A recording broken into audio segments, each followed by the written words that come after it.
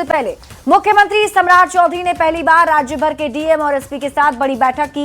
बैठक में मुख्य सचिव, सभी विभाग के अपर मुख्य सचिव और डीजीपी से लेकर एडीजी रैंक तक के अधिकारी मौजूद रहे। सीएम सम्राट चौधरी ने अधिकारियों को बाहर से आने वाले उद्योगपति को हर तरह की सुविधा सुनिश्चित करने का निर्देश दिया। सीएम ने पुलिस को जांच में तेजी लाने और सजा की रफ्तार बढ़ाने के निर्देश के साथ साथ कहा कि 13वीं से पहले अपराधी की फोटो पर माला चढ़ा दें। ये रिपोर्ट देखिए, फिर खबर तो समझिए।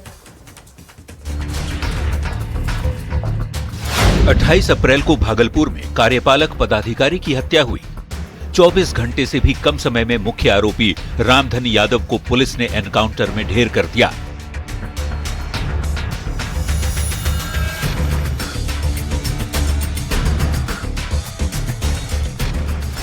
उनतीस अप्रैल की रात सिवान में बीजेपी नेता मनोज सिंह के भांजे हर्ष और बहनोई चंदन सिंह को गोली मारी गई। 12 घंटे के अंदर पुलिस ने मुख्य आरोपी छोटू कुमार यादव का हाफ एनकाउंटर कर दिया।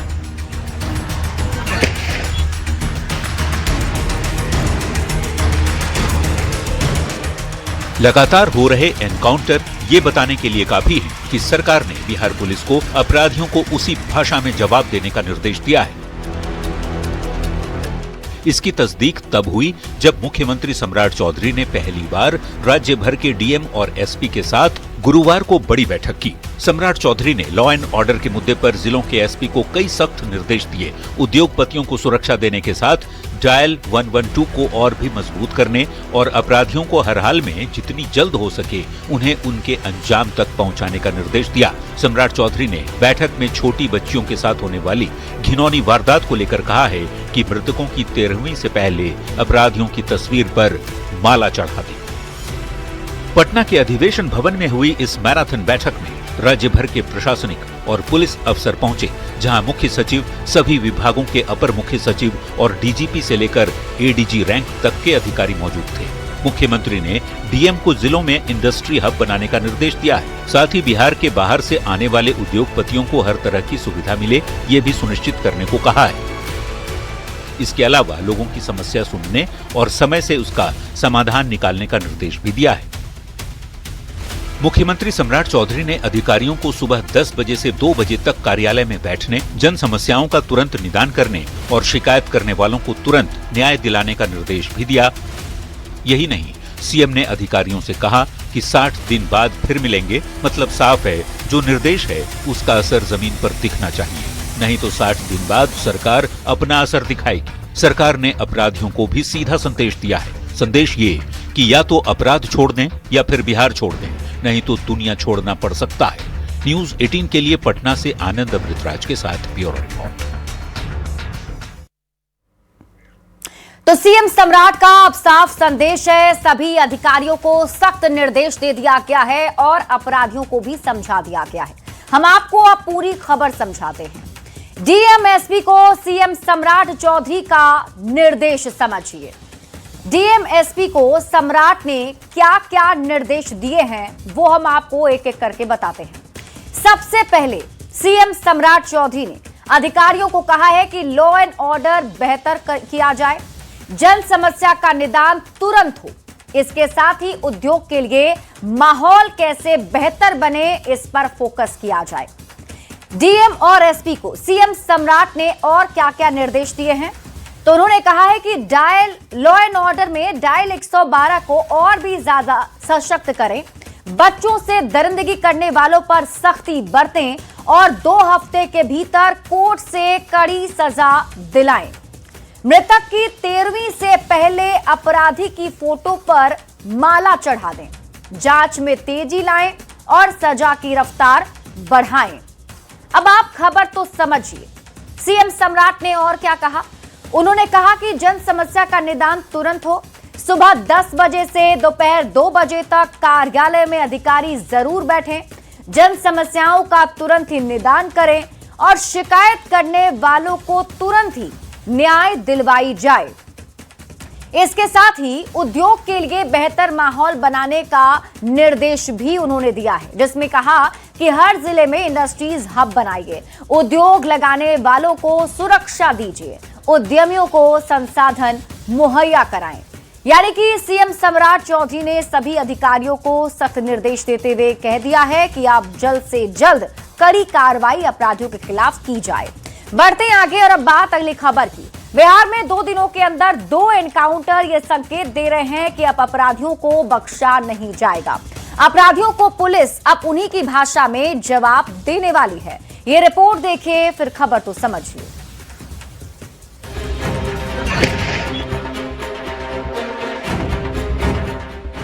सिवान में गाड़ी सटने को लेकर शुरू हुई बहस देखते ही देखते गोलीबारी में बदल गई। तस्वीर देखिए, जब बहस के दौरान अचानक गोली चली और कुछ ही सेकंड में पूरा माहौल दहशत में बदल गया।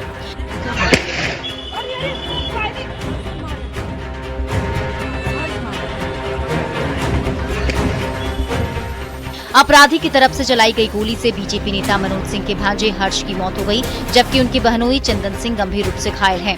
सवाल कानून को चुनौती का था तो पुलिस ने एक्शन लेने में जरा भी देर नहीं की और हाफ एनकाउंटर में मुख्य आरोपी छोटू कुमार यादव को पैरों में गोली मारी, जिसे घायल हालत में पटना रेफर किया गया है।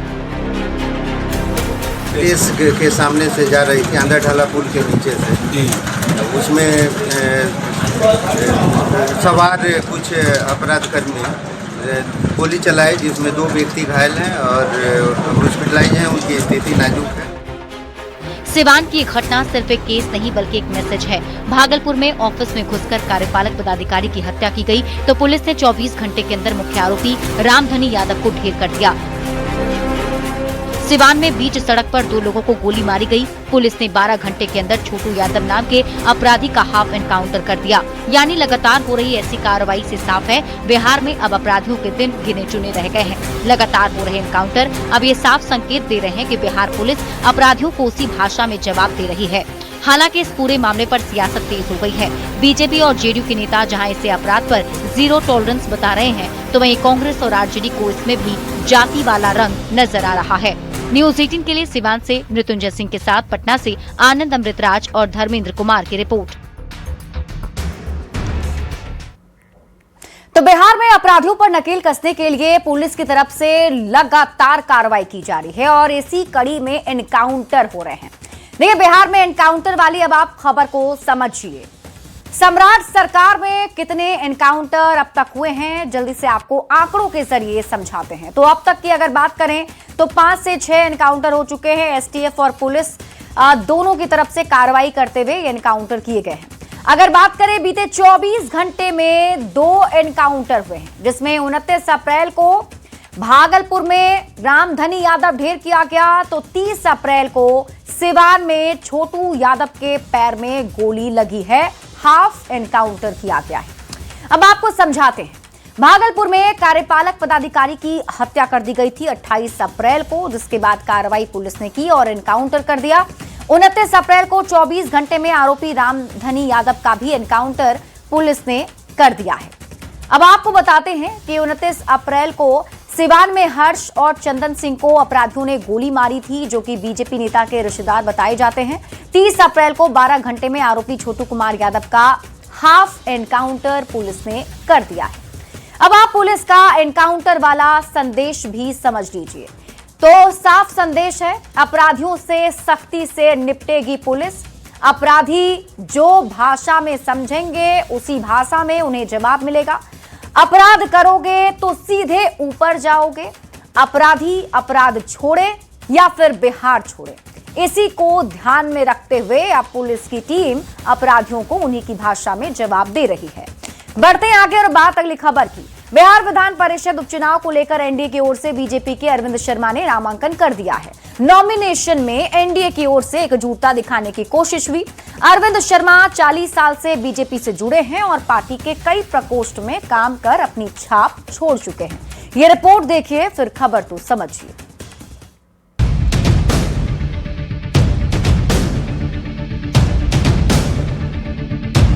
गले में माता रानी के आशीर्वाद वाली लाल रंग की चुन्नी डाले और विधानसभा गेट पर विक्ट्री साइन दिखाते ये हैं बीजेपी के नेता अरविंद शर्मा। बीजेपी ने अरविंद शर्मा को मंगल पांडे के इस्तीफे से खाली हुई बिहार विधान परिषद की सीट पर हो रहे उपचुनाव में उम्मीदवार बनाया है। गुरुवार को एनडीए से बीजेपी के अरविंद शर्मा ने नामांकन दाखिल किया। नॉमिनेशन में एनडीए की ओर से एकजुटता दिखाने की पूरी कोशिश हुई। एनडीए के सभी घटक दलों के नेता नॉमिनेशन में मौजूद रहे। उनका नामांकन भी हुआ है और मुझे नहीं लगता कि राजद हिम्मत भी करेगा। इतना प्रचंड बहुमत एनडीए को है। अरविंद शर्मा 40 साल से बीजेपी से जुड़े हैं। लंबे समय से बिहार बीजेपी के प्रदेश कार्यालय प्रभारी की जिम्मेदारी संभाल रहे हैं और पार्टी के कई प्रकोष्ठ में काम कर अपनी छाप भी छोड़ चुके हैं। पार्टी के भीतर उन्हें एक समर्पित और शांत रणनीतिकार के रूप में जाना जाता है। मैं आभार व्यक्त करता हूं और जो भी मुझे जिम्मेवारी दिया गया है उसको मैं अच्छी तरह से पालन करूंगा। अरविंद शर्मा को टिकट देकर बीजेपी नेतृत्व ने ये संदेश देने की कोशिश की है कि पार्टी अपने जमीनी और समर्पित कार्यकर्ताओं का सम्मान करना जानती है। भारतीय जनता पार्टी की तरफ से उम्मीदवार बनाया गया इस विधान परिषद के चुनाव में, यह हर एक भारतीय जनता पार्टी के कार्यकर्ताओं के लिए बहुत ही गर्व और गौरव का विषय है। बता दें कि बिहार विधान परिषद की 2 सीटों पर उपचुनाव की 12 मई को वोटिंग होगी। इसमें एक सीट मंगल पांडे की है तो दूसरी सीट भोजपुर बक्सर स्थानीय निकाय की है। मंगल पांडे की सीट पर बीजेपी से अरविंद शर्मा ने नॉमिनेशन किया तो भोजपुर बक्सर स्थानीय निकाय चुनाव के लिए जेडीयू के कन्हैया प्रसाद मैदान में हैं। एनडीए के नेता दोनों सीटों पर जीत का दावा कर रहे हैं। न्यूज 18 के लिए पटना से रवि एस नारायण, अमित कुमार और आनंद अमृतराज के साथ ब्यूरो रिपोर्ट। तो देखिए, एमएलसी चुनाव में नॉमिनेशन जो है वो आज बीजेपी की तरफ से उनके प्रत्याशी ने कर दिया है। अब आपको हम पूरी खबर समझाते हैं। इसमें किस तरीके से एकजुटता का संदेश एनडीए ने दिया है वो आप समझिए। एमएलसी चुनाव में नॉमिनेशन को अब आप समझिए। मंगल पांडे के विधायक बनने से एमएलसी की सीट खाली हुई थी। बीजेपी के अरविंद शर्मा ने इस सीट के लिए नॉमिनेशन किया है। एनडीए के पास प्रचंड बहुमत है। ऐसे में बीजेपी उम्मीदवार की जीत सुनिश्चित लग रही है और बीजेपी के जो नेता हैं वो पहले से ही आश्वस्त हैं कि जीत उनकी पक्की है। बढ़ते आगे और बात अगली खबर की। 5 राज्यों के विधानसभा चुनाव में मतदान की प्रक्रिया पूरी हो चुकी है और अब सबको इंतजार है 4 मई को होने वाली काउंटिंग की। लेकिन उसके पहले तमाम सर्वे एजेंसियों के एग्जिट पोल ने देश में राजनीतिक चर्चा का माहौल गर्म कर दिया है। सबसे ज्यादा चर्चा पश्चिम बंगाल की हो रही है। तो एग्जिट पोल के अनुमानों में कौन कहां सरकार बना रहा है और किसकी विदाई होती हुई दिख रही है, सबसे पहले आप रिपोर्ट देखिए, फिर खबर तो समझिए।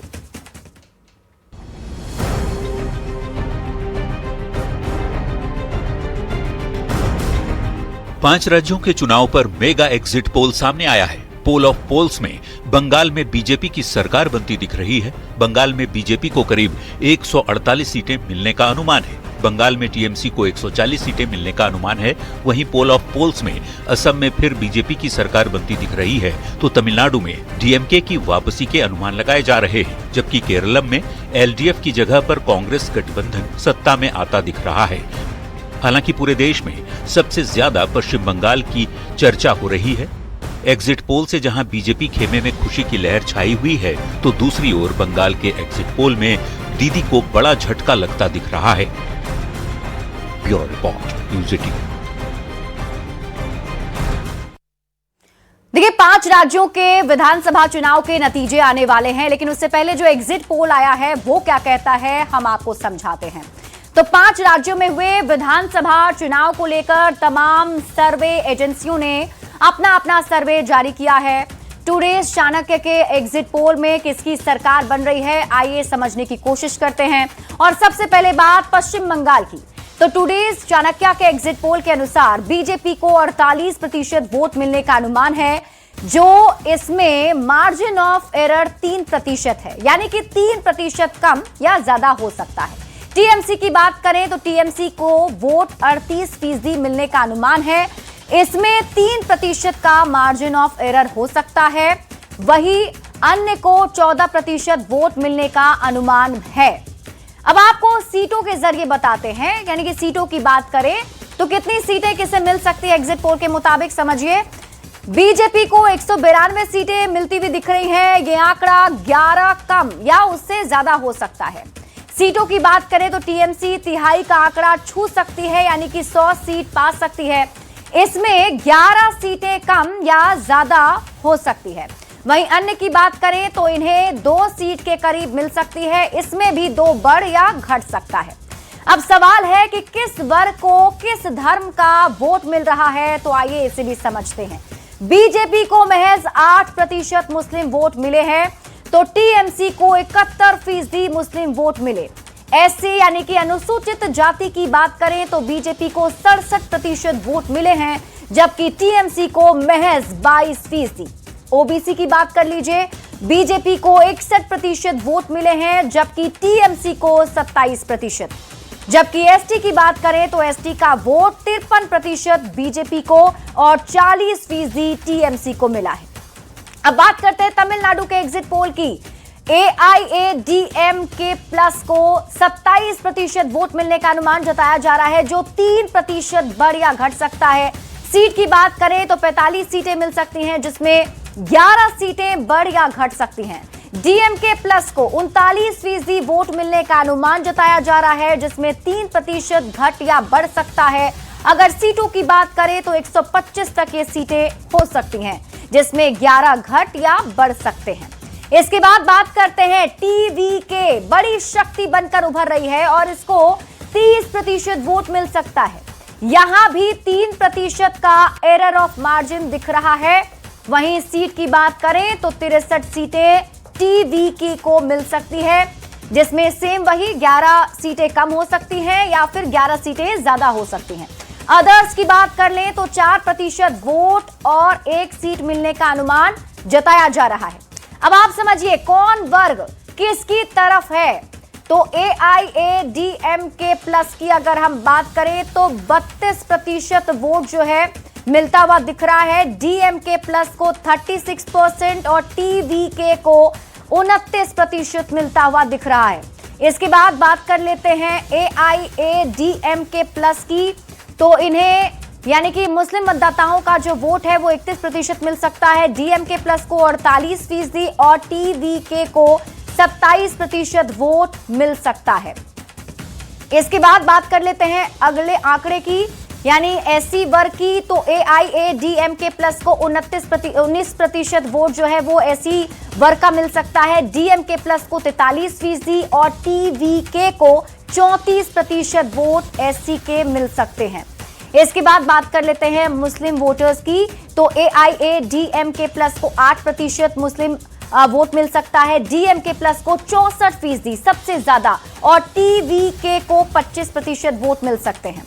इसके बाद बात कर लेते हैं आंकड़ों में क्रिश्चियन की। तो क्रिश्चियन समुदाय के वोट की बात करें तो 11% वोट एआईएडीएमके प्लस को मिल सकता है।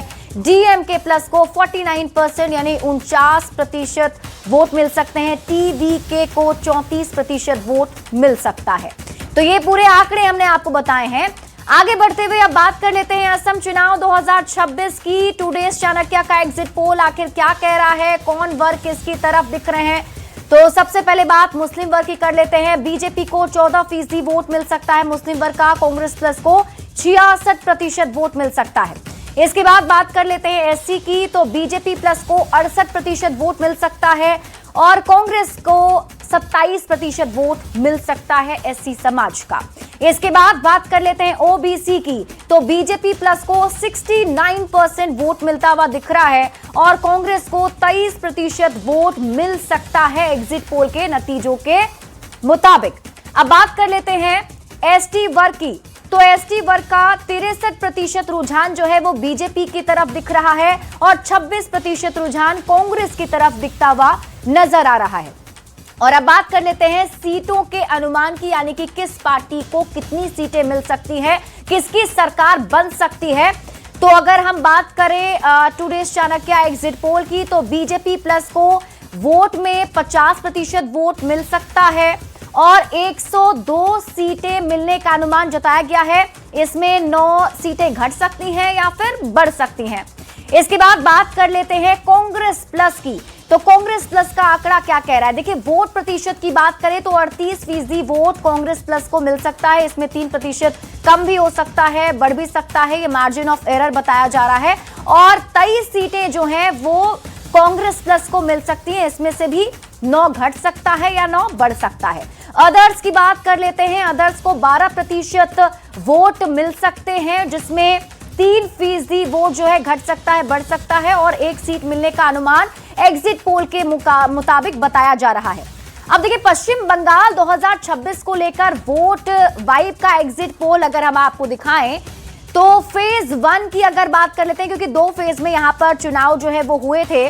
तो फेज 1 की अगर बात करें बीजेपी की सबसे पहले, तो फेज 1 में 88 से 98 सीटें मिलने का अनुमान जताया जा रहा है। फेज 2 में 55 से 65 सीट मिल सकता है, यानी कि कुल मिलाकर अगर देखा जाए तो 143 से 163 सीटें बीजेपी को पश्चिम बंगाल में मिल सकती हैं। टीएमसी प्लस की बात कर लेते हैं, तो टीएमसी प्लस में फेज 1 की बात कर लीजिए, 51 से 61 सीटें जो है वो टीएमसी प्लस को मिल सकती है। फेज 2 में 76 से 86 जो सीट है वो मिल सकती है, यानी ओवरऑल अगर देखा जाए तो 127 से 147 सीटें मिलने का अनुमान जताया जा रहा है एग्जिट पोल के मुताबिक। और इसके बाद कांग्रेस की बात कर लेते हैं, तो कांग्रेस के खाते में जो है 0 से 2 सीटें फेज 1 में, और फेज 2 में 1 भी सीट नहीं मिलने का अनुमान जताया जा रहा है, 0 का आंकड़ा है। और इसके बाद जो अदर्स यहां पर हैं उनके लिए भी सेम, फर्स्ट फेज में 0 दिख रहा है और सेकेंड फेज में 1 सीट मिलने का अनुमान जताया जा रहा है। तो ये पूरा आंकड़ा हमने आपको बताया। फिलहाल ये एग्जिट पोल के जो नतीजे हैं वो बताए जा रहे हैं, लेकिन एग्जैक्ट पोल का सभी को इंतजार है। जब 4 मई को नतीजे घोषित होंगे तब पता चलेगा कि आखिर किसे कितना जो है सीट मिल सकता है। अब बात कर लेते हैं पश्चिम बंगाल चुनाव 2026 के एग्जिट पोल की, जिसमें आप वोट प्रतिशत की बात कर लेते हैं। देखिए, टीएमसी को 43% वोट मिलने का अनुमान जताया जा रहा है, तो बीजेपी को 44% वोट मिलने का अनुमान जताया जा रहा है।